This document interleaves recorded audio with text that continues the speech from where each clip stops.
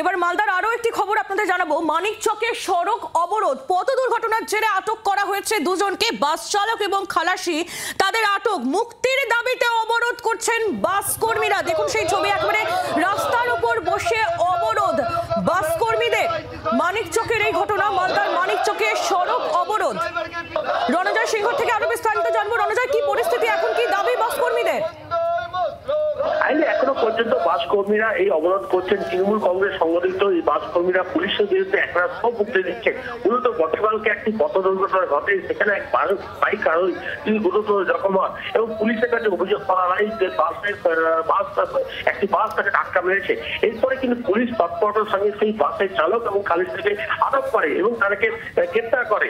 এবং এখনো পর্যন্ত আমরা যেটুকু জানতে পেরেছি, সেই বাস চালককে গতকাল থেকে কিন্তু অবুক্ত অবস্থা রেখেছে পুলিশ কর্মীরা। এবং এই বিষয়ে যখন এই বিষয়ে মানিকচক থানায় যখন এই বাস সংগঠনের যারা সদস্য রয়েছেন বা সভাপতি রয়েছেন, যখন মানিকচক থানায় যান, তখন তাদের সঙ্গে দুর্ব্যবহার করা হয়েছে, তাদেরকে থানা থেকে বের করা হয়েছে এবং তাদের কোনো কথাই শোনা হয়নি, এমনটা অভিযোগ। এরপরে কিন্তু আজ সকাল থেকে বিক্ষোভে শুরু করেছেন এই বাস কর্মী এবং চালকরা। এবং এখনো পর্যন্ত মালদা মানিকচক রাজ্য সড়ক, মালদা রতুয়া রাজ্য সড়ক যে রয়েছে, সেই সড়ক কিন্তু অবরোধ হয়ে রয়েছে এবং এখনো পর্যন্ত বিশাল যানবাহন সেখানে সৃষ্টি হচ্ছে, যানবাহন দেখা যায় সৃষ্টি হচ্ছে, যানবাহনের ভিড় সৃষ্টি হচ্ছে।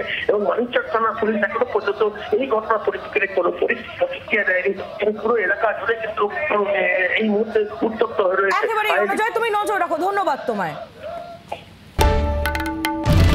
বাংলার আওয়াজ, বাঙালির আবেগ, জি 24 ঘন্টা।